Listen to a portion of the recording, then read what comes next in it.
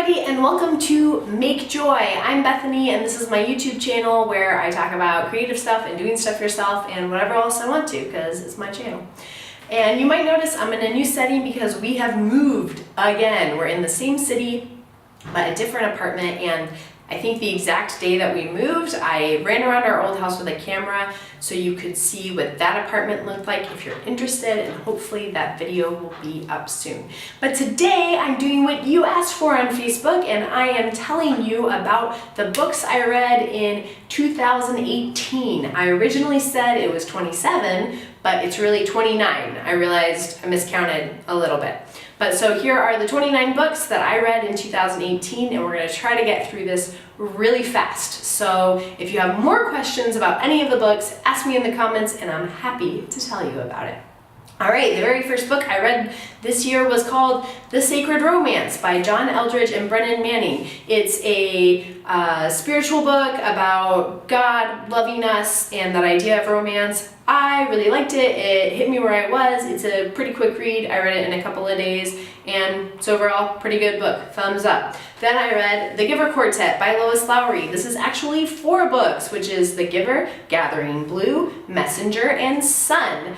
And this is amazing. 2 big thumbs, way up. I loved The Giver the first time I read it. It took, I think, a decade until I was able to find the other 3 books in the quartet for various reasons. They're great. The Giver's an amazing standalone book, and then the other books build this amazing story all together. So just be forewarned, The Giver, Gathering Blue doesn't feel like a direct sequitur from The Giver, but when you read all of the books together, it's an amazing story. Lois Lowry writes an amazing thing. It's kids lit, kind of low level of reading, but quick read, easy read, really great themes and concepts. Then I read The Meaning of Marriage by Tim and Kathy Keller. Someone had given me this book and we just got married. We had just gotten married like 4 months before this. It's a good book, really basic concepts, stuff I thought was kind of obvious, but obviously not. It has a chapter on singleness, which is unusual for a book on marriage, and I thought really good because so many marriage books are like, you're broken if you're not married, and this book wasn't like that. So I think theoretically, or maybe like some of the words I would use to describe some of the concepts, I would pick other words, but it seemed like in practice, he seems to have pretty good advice for marriage. So yeah, check that book out. Then I read The Glass Castle by Jeannette. Just super depressing. It's about a dysfunctional family. I don't need to read books about dysfunctional families to feel broken for those situations, so don't recommend. Found it super depressing. Then there is Rising Strong by Brene. Rising Strong was good. It's the same Brene Brown stuff she always writes about, so like vulnerability, shame, being brave. I liked it. It's about getting back up again even after you fall. Good book. Then The Hobbit by JRR Tolkien. I actually read The Hobbit and all 3 of the Lord of the Rings books this year, so when I talk about the last one, I'll talk about all of them, but The Hobbit is fun. It's definitely a kid's book. It's a little bit meandery, but it's a good time. It's a good escape book if you're looking for some like nice old classic fiction. Then we have The Return of the Prodigal Son by Henri Nouwen. This is a great book. He unpacks the parable of the prodigal son. It's very good. It's very pensive. It really spoke to me. It's a great book if you want to dive deeper into that parable. Then we have Natural Relief for Anxiety by Edmund Bourne. And this is a book that just has some practical tips and remedies and the things that will help you if you're dealing with anxiety. I was dealing with some panic attack symptoms when I came across this book and found it incredibly helpful. And about a year later, I'm still using many of the techniques that I learned in this book. So if you're dealing with anxiety and you want some non-medical help for it, then you can go to this book. The book's not anti-drugs, it just has other stuff that can also help you. Then I read The Fellowship of the Ring. We'll do that at the end. Storm in a Teacup by Helen Czerski. This is a book that talks about the laws of physics and the laws of nature and how we see them in our everyday lives. So the storm in the teacup from the title is like if you stir milk in a teacup, you see like a swirly thing, and if you look at a big satellite map of storms, they move in that same swirly pattern, because though it's a different environment, the laws of physics still apply. So it's a great book, especially if you want to think of creative ideas to present scientific concepts to kids or a class of some kind. This book is very fun and very accessible, which I really liked about it, because I love the ideas of science, but find the practicalities to often just be a murky place I don't want to hang out. Then I read Strengthening the Soul of Your Leadership by Ruth Barton. This was a gift from a friend, and it takes the story of Moses from the Bible and takes ideas and lessons of leadership from his example. It's a good book and just gives you some good questions to ask yourself if you are in leadership. Then I read The Two Towers by JRR Tolkien, still part of the Lord of the Rings trilogy. The Moon at Noon by Jule, Owen. This is a really fun book.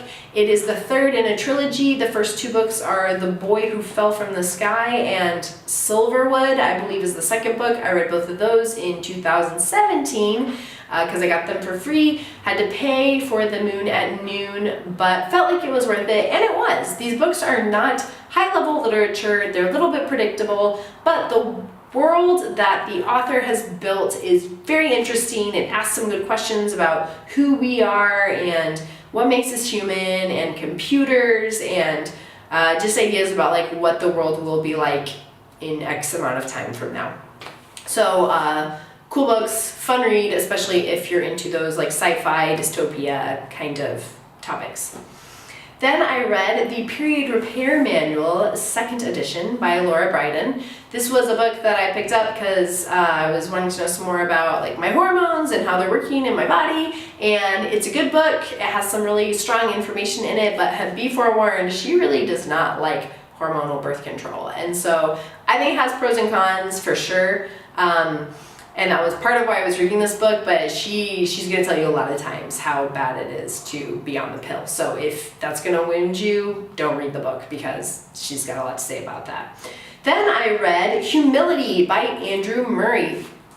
And this was a reread. I've read it before. It's really good. It kind of punches you in the gut. Andrew Murray is very succinct, but really to the point. Like, he's not short because he doesn't have a lot to say. He just says, like, a lot in very few words. And so it was a good book. Reading it for the second time was nice because I had already processed the material before, and so I was able to move through it in kind of a faster way without skimming over the top too much.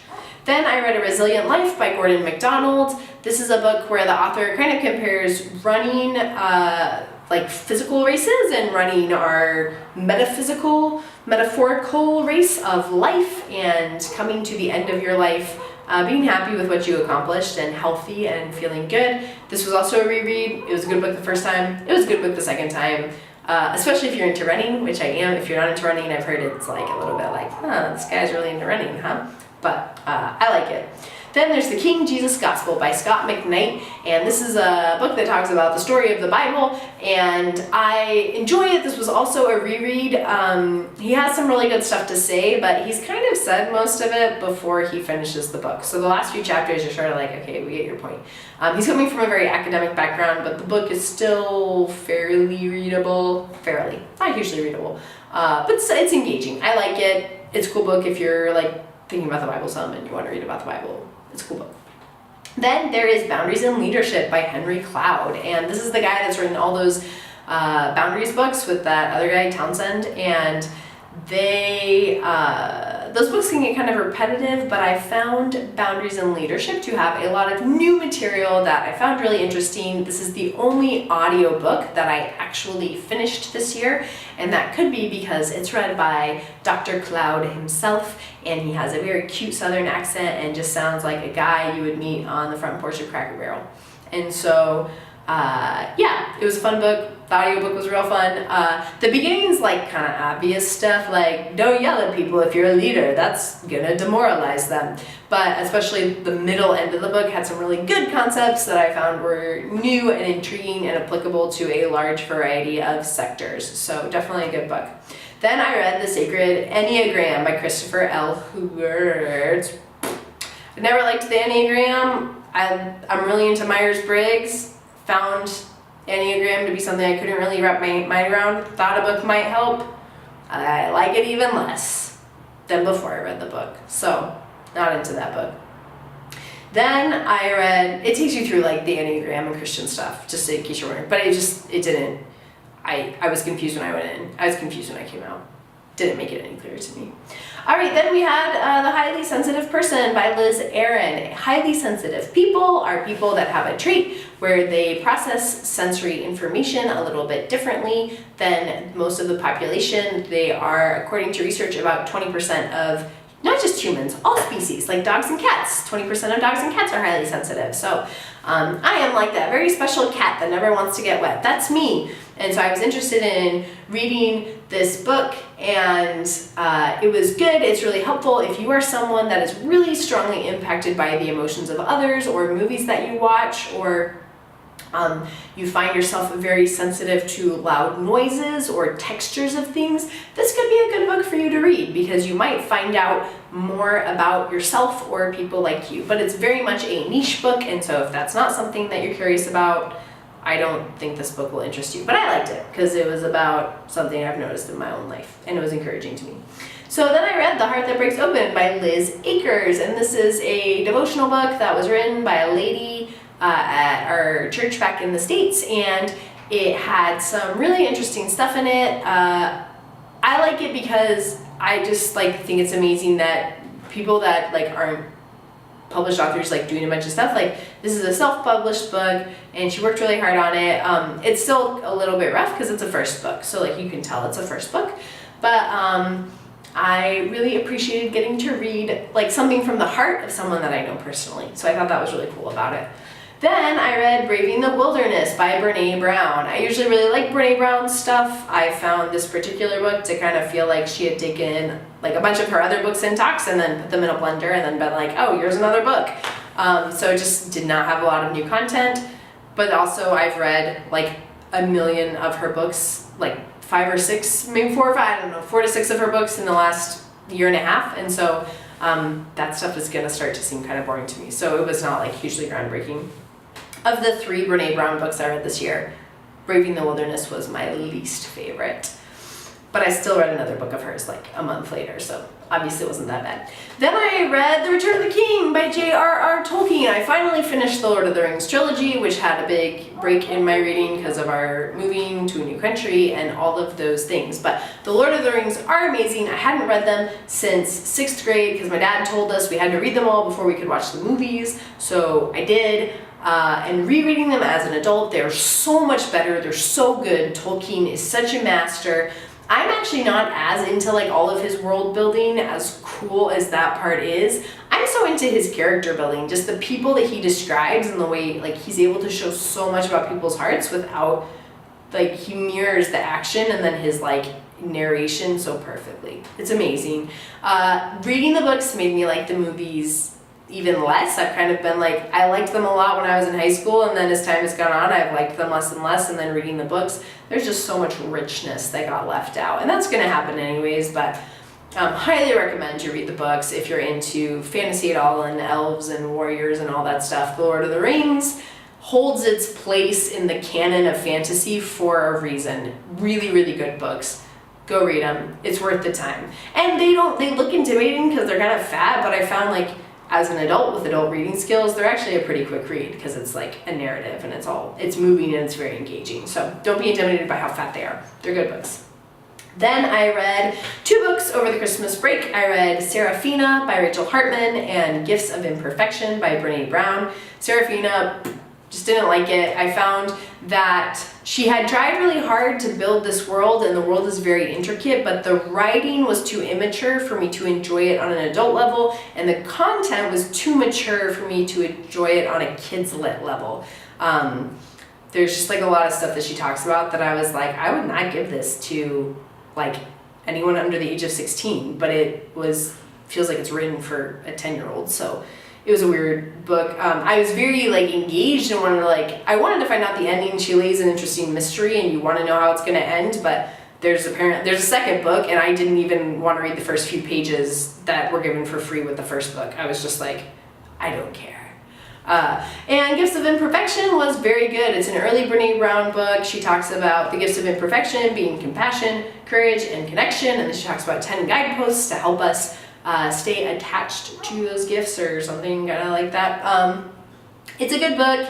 All of her stuff is kind of in the same stuff. So like, if you think you might be interested in Brene Brown, go look up her TED Talks. And if you like her TED Talks, then go read her books. And it's like, the same thing with little expansions here and there, but I'm totally into all that vulnerability and shame and connection and all those things. And her books are funny. She's like very informal and tells a lot of like funny stories from her life. So she's like an easy person to engage with through the page.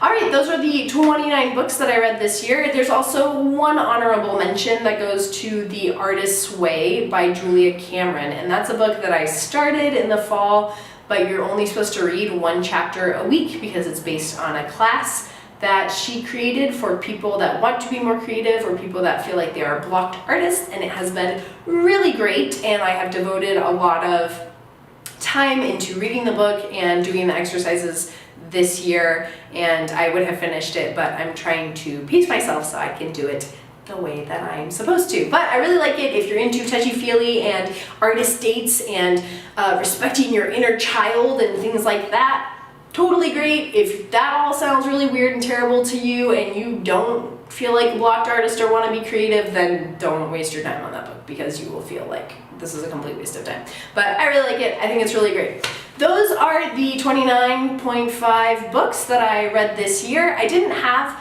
like a reading goal when I started off the year, but I see people do that all the time, and I thought, oh, what if I just track the books that I read this year so that I can have an idea of what I have read? And I found it really encouraging to find that I read over 2 books a month. I was reading about 1 book every 2 weeks, which in a very busy season of life where like I was traveling a lot and where we moved and then I started a new job, there's just lots of things that were eating away at my time. So I'm encouraged that I read this many, and it gives me a goal for next year. I know that I can just go, like if I can read 1 more book and actually hit like a full 30, or even maybe get to edge on that 36 number where it's 3 a month, I feel like that would be super awesome, but now I have a platform to start from. And I think one of my goals, which is a video I'm hoping to release next week, is talking about my goals for 2019, and one of them will be to read more books than I read this year, even if it's just 1 more, so that I keep pushing myself to read and being someone who both is always learning through reading, but also is just like exploring creative worlds through reading. I hope you liked this video. I hope it was helpful to you. I hope it inspired you to read some good books. And if you have any questions about any of the books, or you disagree with my opinion, please put it in the comments. I'd love to hear about it, or why I should give some of these books a second try. If you like the video, give it a thumbs up, and if you really like it, share it with a friend. Maybe they'll find out about a book they didn't know about, or whatever else, you know. Thanks so much, and I'll see you again soon.